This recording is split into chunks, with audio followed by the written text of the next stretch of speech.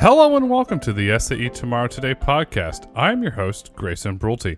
On today's episode, I sat down with Jack Weast, Intel Fellow at Intel Corporation. Welcome to the podcast, Jack. Thank you, Grayson. Happy to be here. I'm really happy for you to share your insights around safety with our audience because you have these incredible, remarkable insights into safety. And to kick the podcast off, Jack, how does Intel think about safety? Well, at Intel, safety is what drives us in everything that we do. If you just look at the numbers, we've become desensitized to it. 100 people a day lose their lives as a result of humans behind the wheel. You think about any other kind of consumer product that we use on a daily basis that has that kind of tragic outcome, we wouldn't be allowed to own cell phones at all if that's what happened with the use of those devices. So for us, reducing that number and saving lives is what motivates us every day. And it's an honor to be able to work in this space and have the opportunity for such a positive societal impact. Why do you think as a society, somebody perishing in a crash doesn't really affect us and we don't think twice about it? It's just that it's been happening for so long. This is a horrible term to use, but it becomes commonplace. Yeah, I think that's part of it. I think... and then in contrast, when there's a fender bender, with an automated vehicle test vehicle, it's front page news sometimes. And so I think we have become desensitized to it for so long that we've accepted it as sort of just part of the cost, if you will, of our modern transportation system. But I think we have an opportunity to say no more, and that we can have an efficient transportation system with safety, and we don't have to lose lives in the process. Extremely valid point and an extremely important point, because nobody wants to lose a loved one in a crash on their way to the grocery store or their way to school or to going to a job. And I'm happy you brought up the front page news around when there's a fender bender or an incident with a self-driving car. So it raises the question, how safe is safe enough when it comes to deploying autonomous vehicles? Yeah, it's an excellent question because, if the only acceptable level of safety for an autonomous vehicle is zero, meaning there'll never be any accidents in an autonomous vehicle, then they'll never deploy. And we're back to accepting 100 people a day, losing their lives because of humans behind the wheel. So it's a really important question that really isn't for industry to answer, but really for industry, government, and society to talk openly and honestly about together. We do have to figure out how safe is safe enough, because the act of driving is inherently risky. The safest human driver would be the one that never drives, and so the safest automated vehicle would be the one that never leaves the garage. But we have a unique opportunity to set proactively an acceptable level of safety for these products in advance of their deployment. And that's a key message that we've been talking about with government regulators, the industry, and the public, so that we can have an open and honest discussion and dialogue about this. And so there's some technical measures on how we can do that. But the point is we can have that conversation, and we can set and define what level of safety is acceptable in these devices before they're deployed. And we should do that.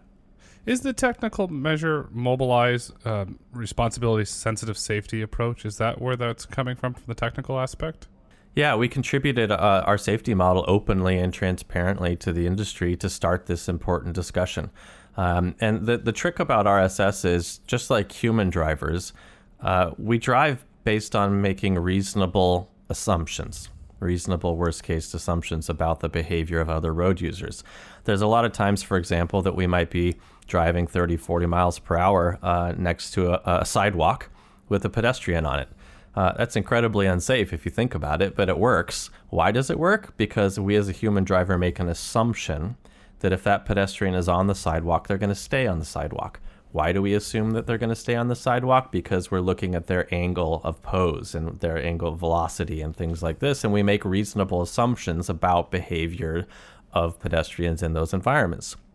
And so it's those reasonable assumptions that allow humans to be able to navigate safely in the environment. And so RSS as a formal model allows you to bake in these reasonable worst case assumptions and strictly define then the boundaries of what is safety and what should the automated vehicle be able to protect against and operate within.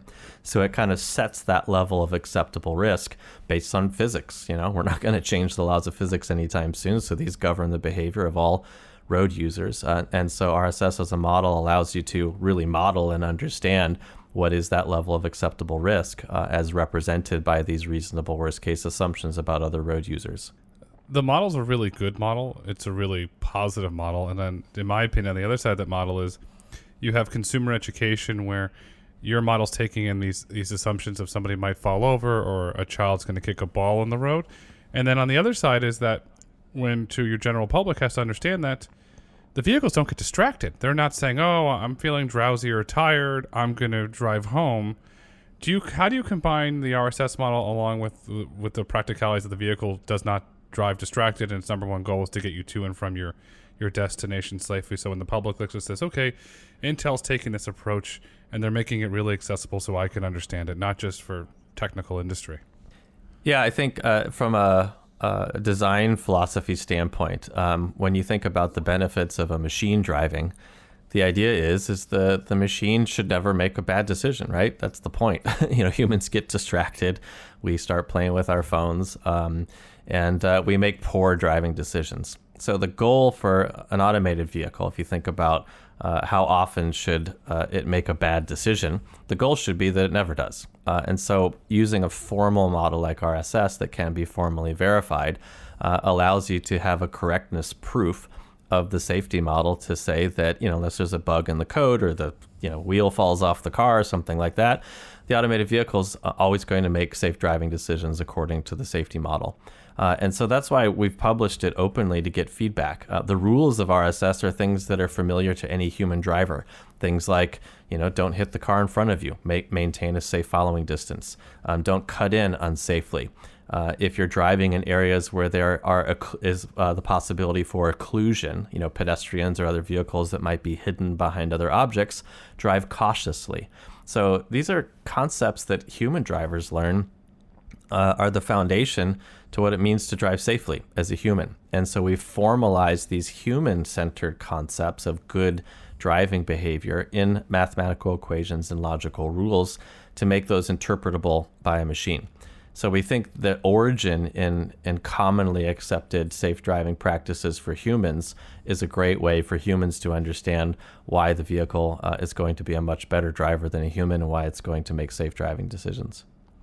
It's a great step for the industry, and it's a great step for the general public. But then on the other side, you have government. We have a new administration with President Biden. So I have to ask you, how is Intel preparing for possible new regulations on autonomous vehicles? You're taking an incredible leadership perspective in the private sector, but then on the other side, we have the government perspective. Any thoughts on that? Yeah, first, we're absolutely looking forward to working with the new administration as it unveils its new priorities and a regulatory agenda relating to automated vehicles.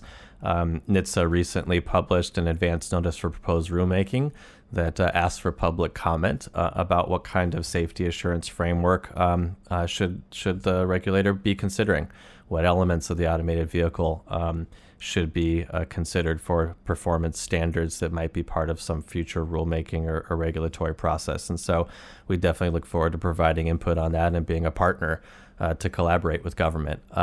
Government plays an important role in this question of how safe is safe enough. When you talk about these reasonable worst case assumptions, at the end of the day, you have to pick a number, a value that represents that assumption. For example, when you're following another vehicle, what should you assume is its maximum deceleration capability? Is it a global worst case that's a race car? Well, if you do that, you're going to have really long following distances. Automated vehicles are going to contribute negatively to traffic flow, and they're going to drive everyone crazy on the road and not get you to where you need to go. Or do you pick something that's more of a balance?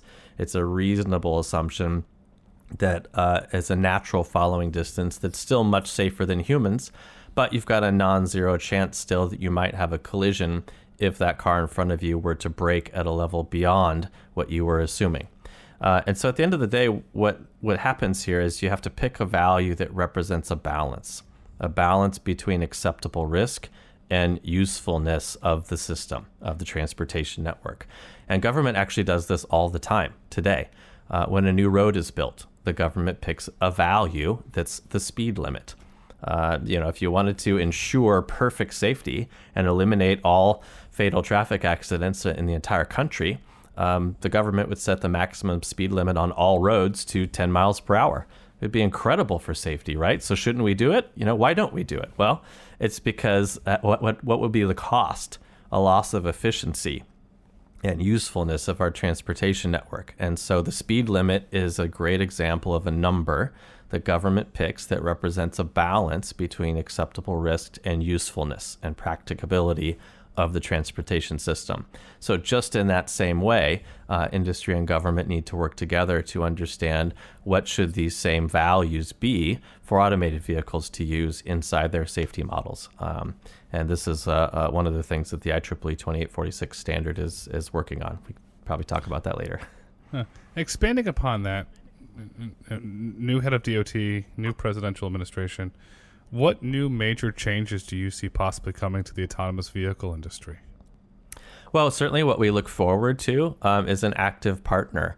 I think industry is ready and willing to engage and partner with government. The technology is maturing. Companies are starting to do early advanced deployments. Certainly by 2022, we expect the possibility of wide-scale deployment of this life-saving technology, but only if we have some regulatory clarity and guidance from government on how these vehicles should behave and what does safety mean and how do you measure it. So we absolutely look forward to working together with government to close some of these gaps so that we can bring this technology to the citizens of not just the U.S., but the world. What about on the ADAS front? As the technology becomes more and more advanced and available in more vehicles, do you see driver monitoring systems becoming a requirement at some point? Yes, for sure. And in fact, there's been some really exciting developments on the ADAS front. What we've realized is that historically people think about automated driving and driver assistance systems as two totally different things. They're different teams, different organizational structures, different technologies. We actually look at it as a continuum of the same functionality and the same capability for the car to operate itself in a variety of different places. The only difference being, does the system require human oversight, meaning it's a driver assistance system, or does the system have the ability to operate without human oversight? And that would obviously be our traditional self-driving vehicle. But underneath that, the capabilities could be the same in terms of the car's ability to take you to anywhere you'd like to go. Pick a point, pick your destination, and off the car goes.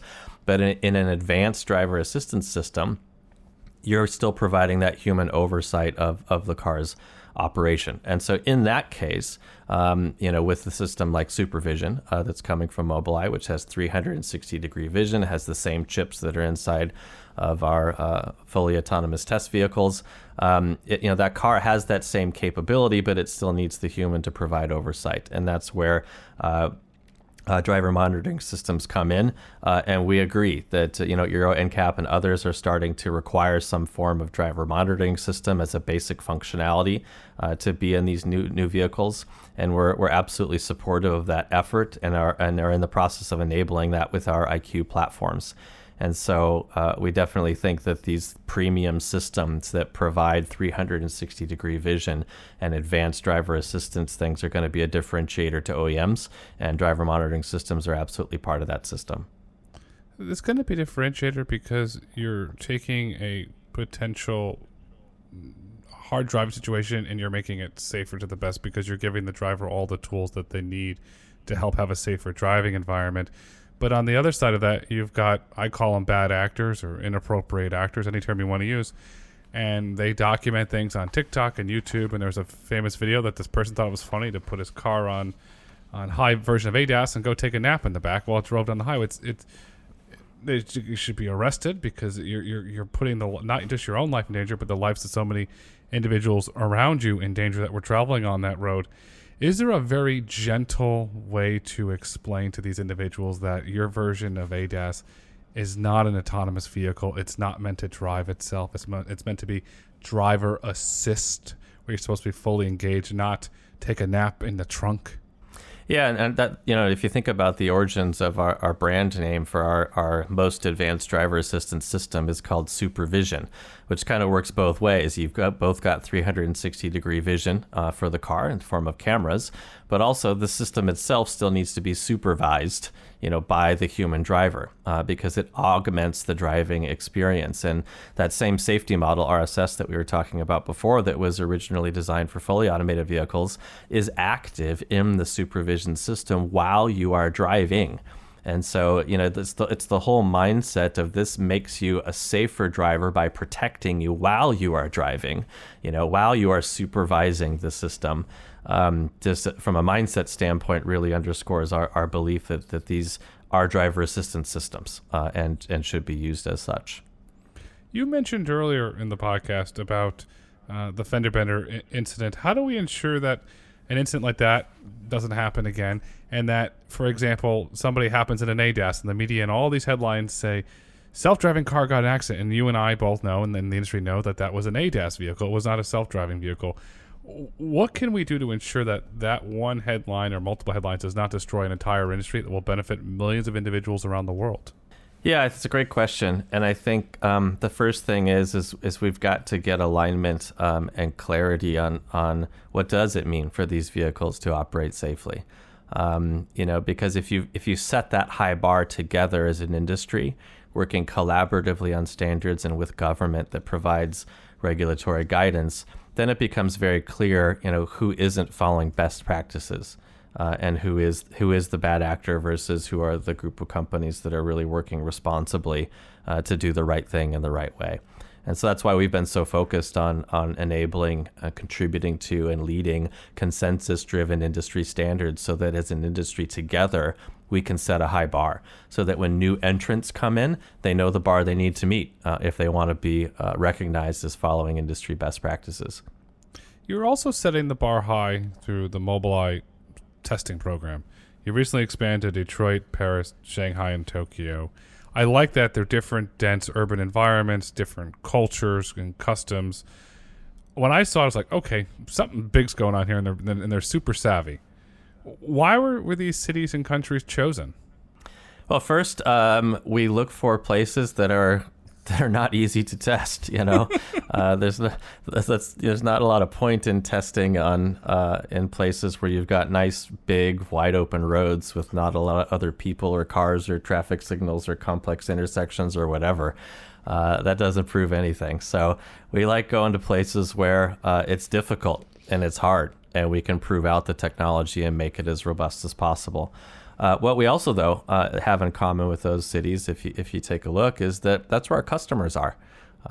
We're fortunate to have almost 60 million cars on the road, dozens of different OEMs, dozens of different vehicle models, and our customers are based in places like Detroit, like Shanghai, and Tokyo and Paris. And so we want to put our test vehicles where our customers are so that we've got a ready opportunity to show off the technology to our customers.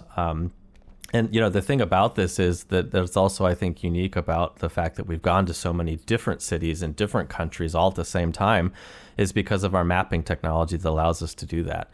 Most companies have to send out advanced mapping fleets of vehicles. It takes months and months and months to kind of generate the map before you could operate anywhere. We crowdsource our maps from cars that humans drive. So we have maps of the world, mostly, anywhere humans have been driving. And so we can put cars into a new city and start testing in a matter of days because we've already got those places mapped. Just kind of an illustration of how we can scale. Crowdsourced maps. You got to dive into that because it seems that in my opinion, it's a competitive advantage to you there. Could you dive a little more into that? Because I'm really fascinated by it. Yeah, sure. It's really fascinating. It's worth thinking about the traditional way that maps are created, and that's with specialized mapping vehicles. They're typically LiDAR based. You've got a small fleet of those. They're really expensive, and then you put more expensive engineers inside of those cars, and you drive them around and around and around. And then you get big hard drives full of data that you got to manually ingest back into a data center. And you repeat that process over and over and over again. In a matter of months, let's say, if you're lucky, you finally got a map. Okay, great. And these maps are needed for automated vehicles and driver assistance systems if you want them to operate best, to operate in the world. They contain not navigational information, but information about the environment. Where are there static objects? What is the width of the lane? What is the gradient or curvature of the road? And these things allow the automated vehicle to localize itself in the physical world and navigate safely through the environment. And so the challenge with those traditional approaches is it's expensive and time consuming. And now you want to go to a new city. Well, you got to repeat that same process. Well, what about the map that you collected in the old city? Well, the moment you stop collecting data, the moment the map starts getting out of date, the world changes. New lanes are added. Lanes are turned into bike lanes. Lanes are removed. New intersections are added. New bridges are added. New old bridges are removed. So the world changes, and so you've got to have a way to keep the map fresh and up to date. And so we considered this challenge and recognized that we've got a fleet of vehicles driven by consumers every day through our driver assistance systems. Why not we take advantage of that and crowdsource the map with the cameras that are behind your mirror that are doing driver assistance functionality for you? So if you've got a newer vehicle from Volkswagen, from Nissan, from BMW, and more that have our latest generation driver assistance system in it, when you're driving around, your vehicle is contributing information about the environment. It's completely anonymized, of course. But what it allows us to do then is collect every day millions of kilometers of mapping data from humans driving on every road.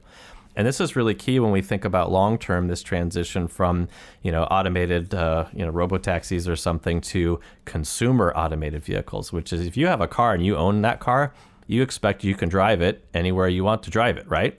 And so if that car has automated driving functionality, true kind of level 4 type functionality, you should expect that it's going to be able to take you anywhere you want to go or anywhere you could drive yourself. But that's only possible if you've got all roads mapped. And so what's the best way to map all roads? Use the humans that are driving on all of those roads today. And so that's how REM, our Roadbook Experience Management mapping product, works. And it's live, it's working, and it's making driver assistance systems better today. You hit the nail on the head with geofenced. If your favorite restaurant that you like to go to on a date night or a special night you like to frequent, it's out of the geofence, you're not a happy person. You want to be able to go to your favorite restaurant. Or if your child's school is out of the geofence, you want to be able to take your child to that school. And so you're right. When robotaxis eventually scale, geofences are not going to work because consumers are going to want to go where they want to go, when they want to go, part of their normal everyday routines. And building upon that, what are some of the biggest learnings that you've taken away from these different cities from testing and interacting with different cultures and different governments? Has there been anything that's really stood out to you and said, wow, we really learned something interesting that we didn't know before? Well, I think the first thing that's important is, and you said it well, which is this concept that the technology would be geofenced and only available to a select few. Just doesn't sit right with us, from an equity standpoint. Shouldn't all people benefit equally from this life-saving technology? And just because you happen to live in a city versus in a rural area doesn't mean that one kind of person should be advantaged over the other in that regard. So we think really that this technology has to be available to everyone, and it's got to operate in all areas. And so that's part of why we test in so many different places at the same time, but also part of why our mapping technology works the way it does as well. So because we won't be, most of these geofence concepts is because it's a limitation of the map. It's because that's the only area that's been mapped. But we're mapping rural roads just as much as we're mapping urban roads. So I think that's an important element of this. It is interesting to think about the difference in driving style, though. We were talking about safety earlier, and driving safely is really kind of a human concept, because driving safely means something very different to a person in China versus somebody who lives in the US, or somebody who lives in Italy is going to think very different about what it means to drive safely than driving in Switzerland or Germany, right? So driving is cultural, and the way that we drive is cultural. And so the interesting thing about the mapping technology that we have is it's collecting not just the kinds of information that we talked about earlier in terms of the lane widths and how high the curbs are and where there are street signs and traffic signals and things like that, but it's also collecting semantic information about how people drive.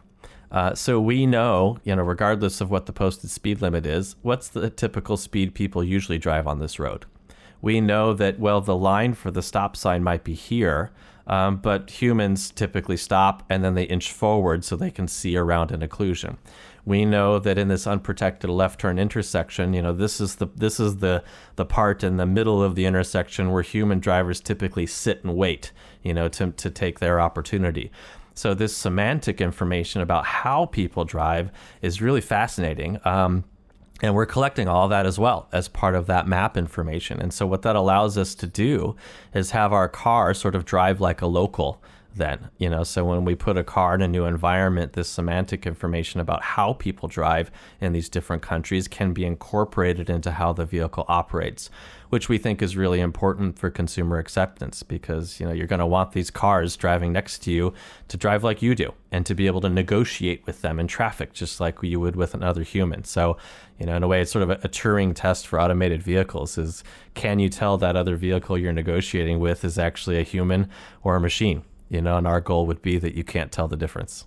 No, you want the vehicle to blend in, and you mentioned culture, so I have to ask you. You grew up in a car household. Your father was a car nut. What happens to car culture with a fully autonomous vehicles? Does that become autonomous vehicle car culture? How do you see that culture evolving, or does car culture live in augmented reality or a VR in the future? Where do you see that going?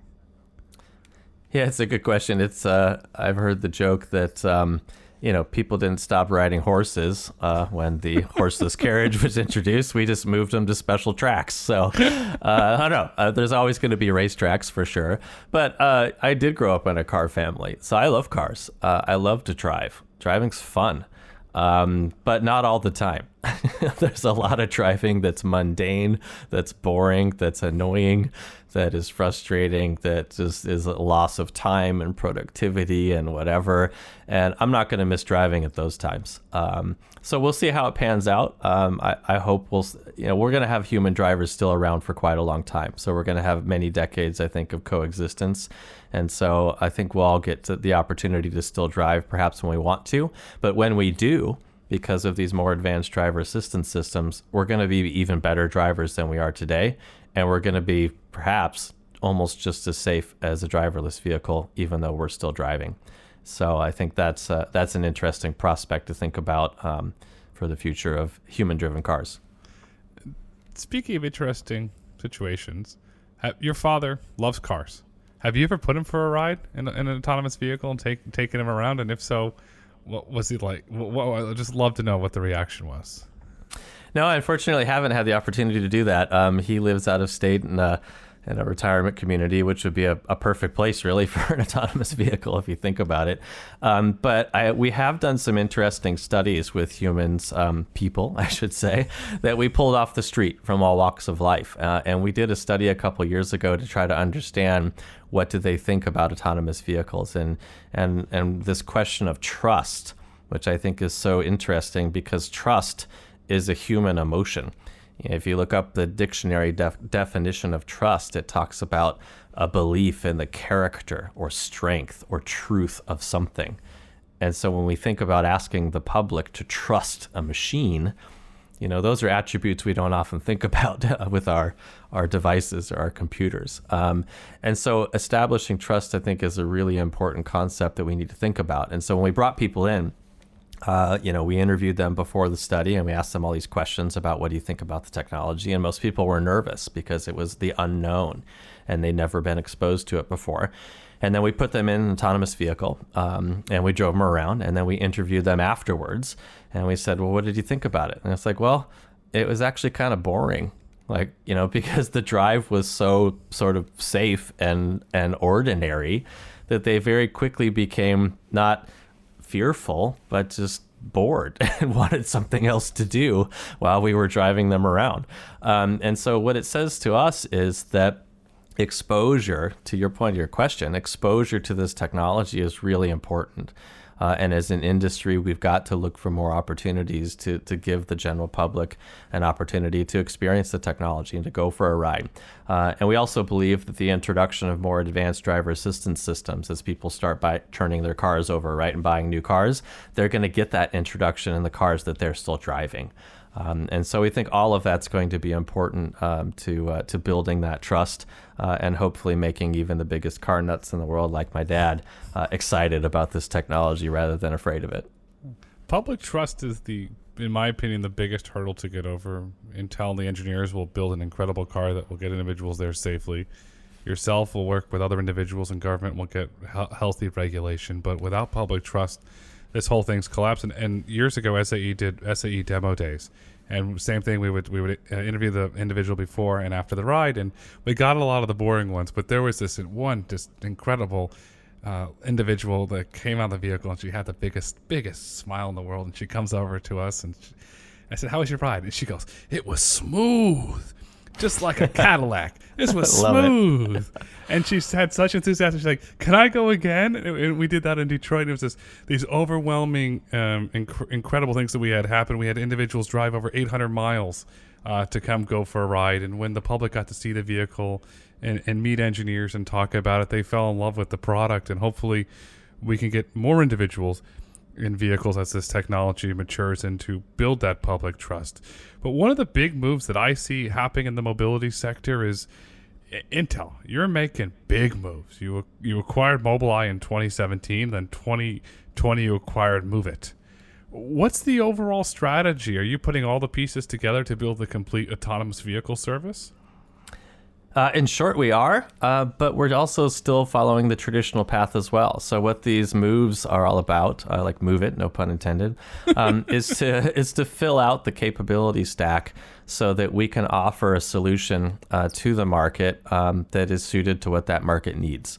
Our OEM customers remain incredibly important to us, and so we will continue to offer driver assistance and full self-driving systems, self-driving computers to them for their vehicles. But also in some markets, maybe it works better for us to provide the vehicle to a public transit operator and through the MoveIt service be able to buy one ticket that takes you from a bus to a train to an automated car on the last mile to your home. Or maybe it makes sense for us in some country if there isn't a well-established mobility as a service for consumers. We can offer that through the MoveIt app or anything in between. And so the idea is really as a company to be able to make sure that we can deliver this technology to all the different value chains that might exist for all the different paths to market that this technology might take. Is one of those paths eventually moving into the movement of goods?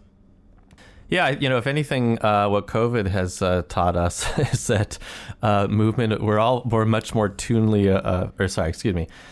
we're all much more aware of the importance of the ability to move and get goods as we continue to shop online.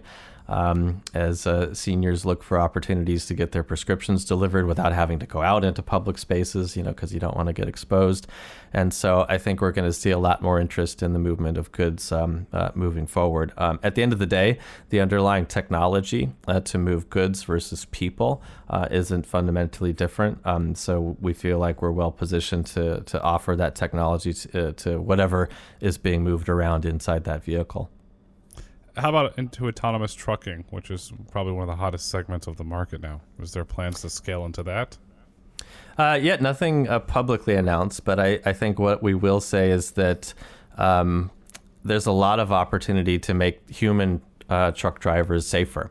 And we have an entire product line that's focused on that. We have an aftermarket product line that can be attached to existing trucks, fleets of vehicles, delivery trucks, postal service trucks, whatever, that make human drivers better by providing alerts and warnings. And so we're going to still have human-driven transportation systems for quite some time, and that's why it's important to make sure we have the opportunity to make them as safe as we can. Combining this whole conversation, what is the future of autonomy, and what role do you see Intel playing in that? Well, I think the future of autonomy, I hope, is millions of lives saved. At the end of the day, that's what this is all about. As we talked about earlier, it's just tragic. We've become numb to it. But if you take a moment and think about it, it's just horrible. How many people lose their lives every day around the world because of humans behind this product, driving these cars. And so what I hope the future of autonomy represents more than anything else is life saved. We also have the opportunity, I think, to transform people's lives. I think about the opportunity to provide mobility to people who can't drive today for whatever reason, because and the opportunity to provide mobility to get to work, to go to school, to go to the groceries, and have that freedom of mobility for people who don't have the ability to drive themselves or aren't able to, is really going to transform people's lives. And we'll see long term what the societal effects are on our transportation system and the network as it's defined. The transportation network as it exists today was built around humans behind the wheel of these cars. So it's exciting. It'll be exciting to see how cities and roads are transformed long term. But above all, I think it's safety at the end of the day that I hope is the most important thing that the industry brings. The future is exciting. Safety is paramount. And as we look to wrap up this extremely insightful conversation, what would you like our listeners to take away with them? Would it be that Intel's absolute immense pride and safety in doing right by society, or what is it that you would like the listeners to take away from? Because we've covered a lot of ground here. I think the biggest thing is certainly our commitment to safety, but that we believe safety is something that should not be proprietary. We think the safety of these devices and creating public trust in the technology requires transparency, requires honesty and openness about how the technology works and what its limitations are. And as we said before, if the only goal is a perfect automated vehicle that will never be involved in a collision of any kind, then we'll never deploy the technology. So let's have open and honest conversations, though, about how safe is safe enough, how can we measure and assess it, and disclose how the technology works. Don't hide behind a black box of AI and say it's a magic secret. I can't even explain it, even if you ask me to. That's not a good way to engender public trust. So we've really been committed to openness and transparency. It's why we published our safety model in 2017. It's why we're leading safety standards like IEEE 2846. And it's why we're openly talking about it with folks like you and with the governments around the world, so that we can collaborate on what does safety mean, so that we can have the support of public and governments around the world for the deployment of the technology. And Jack, we thank you so much for your leadership in this issue. And as we've heard on this podcast, Intel is doing good by society and building trust in autonomous vehicles. And Jack, thank you so much for taking time out of your busy schedule to come on the SAE podcast today. My pleasure. It's been an honor to be here. Awesome. Thank you so much.